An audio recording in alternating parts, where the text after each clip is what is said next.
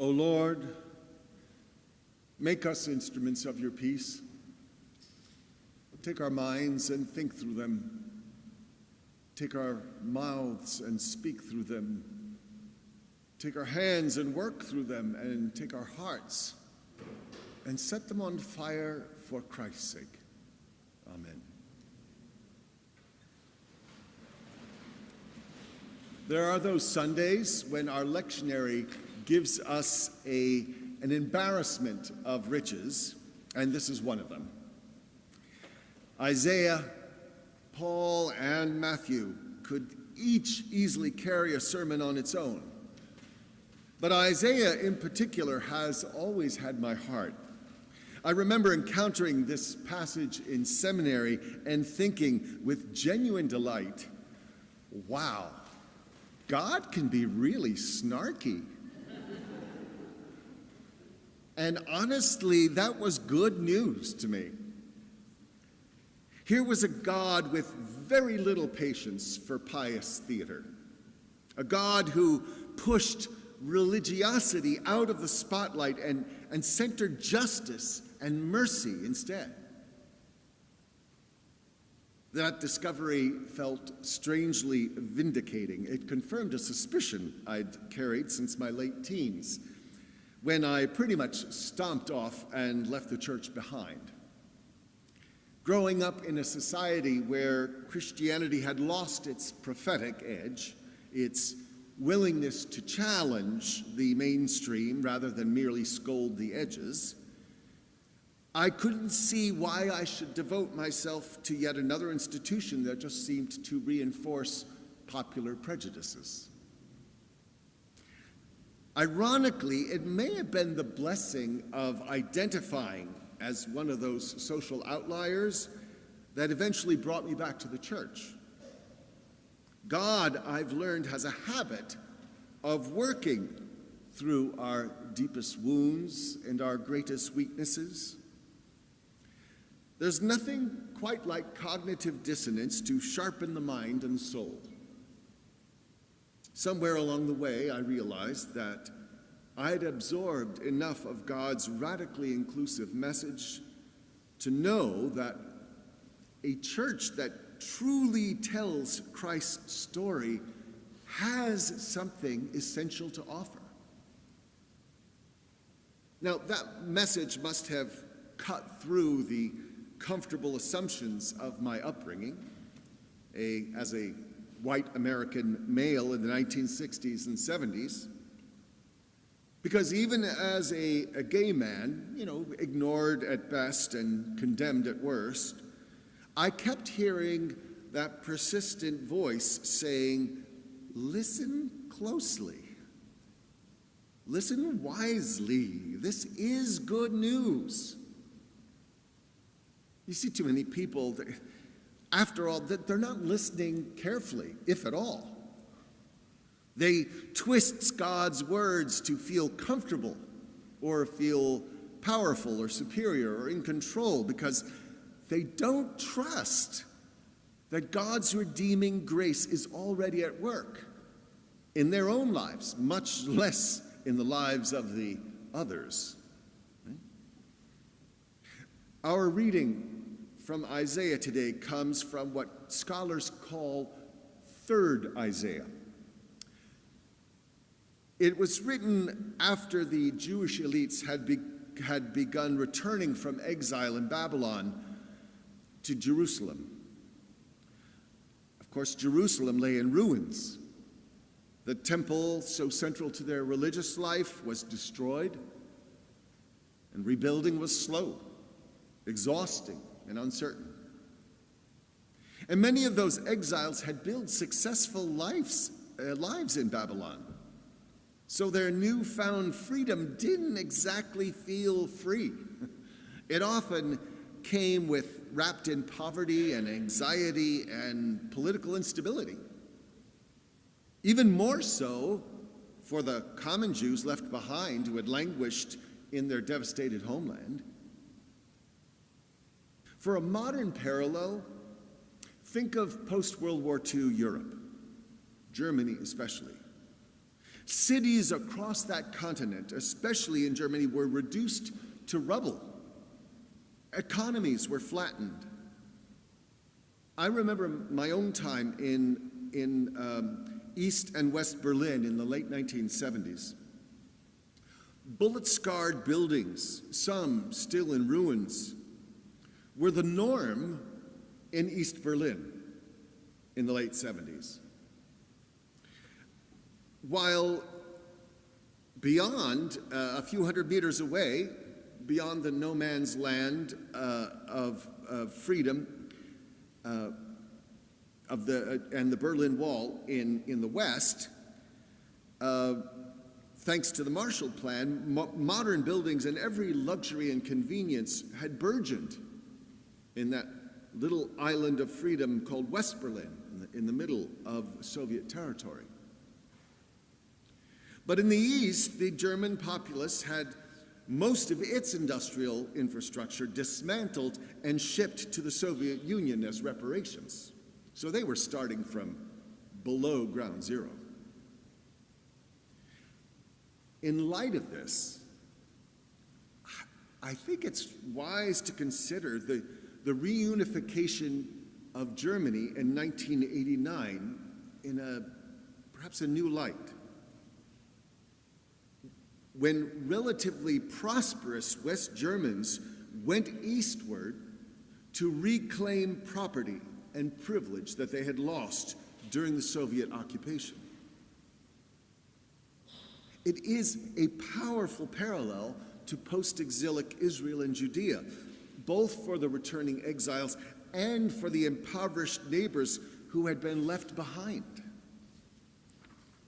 Imagine how it felt for the Ossis, which is the West German slang for East Germans, who had endured decades of surveillance and scarcity and fear and death if they tried to hop over the wall, to see their Western neighbors come into their neighborhoods or farming communities and reclaim disputed family property, displacing generations of occupants.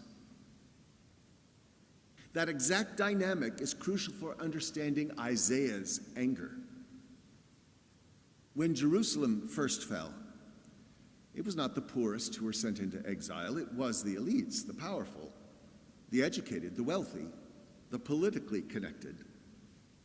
They carried those advantages with them into Babylon, where they developed religious practices to preserve their identity and their status, and in many cases they continued to prosper. And those practices, they were life-saving during their exile, but when they returned home to Israel, something went badly wrong. They were not focused on lifting up everyone, restoring all of Israel to its godly vocation of being a light unto the nations. The poor remained poor. Former servants and laborers were still treated as expendable. Religious laws and rituals, once tools of survival, became weapons of exploitation. Piety was carefully performed, while injustice was carefully preserved.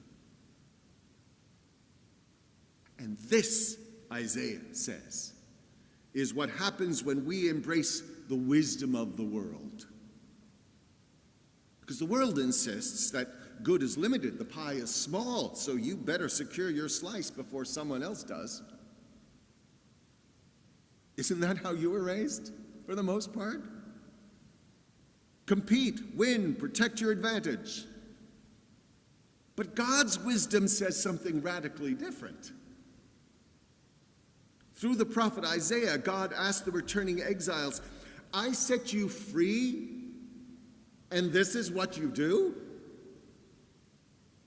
You fast and pray while others go hungry. You claim holiness while forcing others to work on the Sabbath. You use my law to enslave the very people I delivered.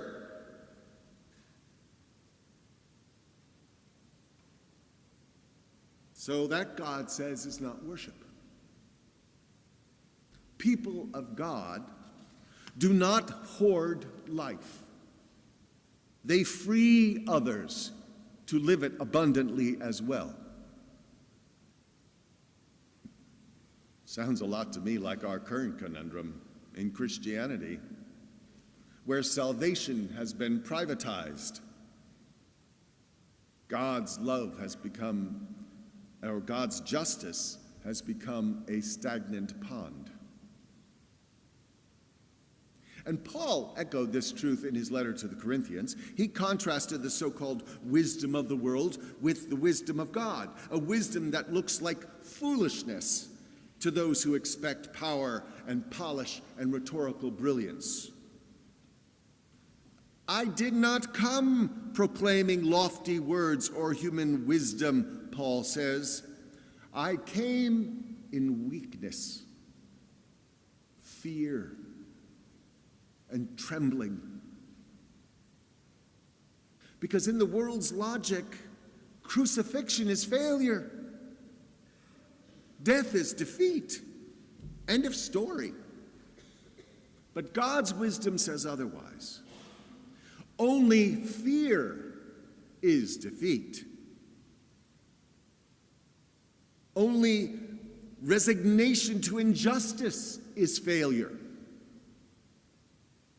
Only believing that violence and exploitation are inevitable truly destroys us. The world's wisdom teaches us to live in fear, alienated from God and one another, seeing neighbors, especially ones that don't look and sound like us, as competitors and threats, ripe for deportation. God's wisdom teaches us how to live freely. It's a lesson that we need to keep in mind, especially as people of privilege and power, as those people of privilege and power pervert our Christian faith and our Constitution in an attempt to divide and conquer and assert permanent control over our body politic. And seen through that lens, today's gospel comes into sharper focus. Matthew was writing to a mostly Jewish community of Jesus followers, people deeply shaped by tradition and law, and they were not called to abandon their identity, but to live it authentically, to remain salty, to shine light rather than hide it away. They were called to live into the prophetic Jewish tradition that would make them a light unto the nations.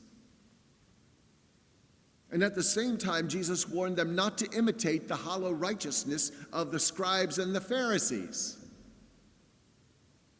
a righteousness that neglected the poor, that performed holiness while ignoring human need. And that was and is not the kingdom of heaven. It's simply another version of the kingdoms of this world, because it doesn't heal exile, it deepens it.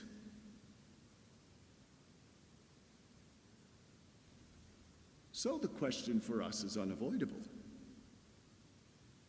Where are we being seduced by the wisdom of the world?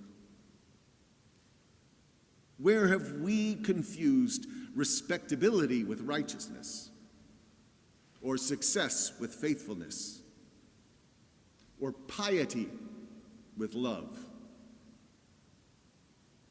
Have we been seduced by the politics of power and the lies of leaders focused only on themselves? Or the perversion of Jesus' message from that of universal grace to personal and parochial privilege?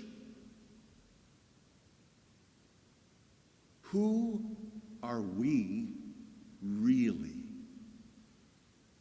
And how do we live so authentically that God's wisdom and God's grace, God's justice, and God's joy can be seen and touched and tasted in everything we do?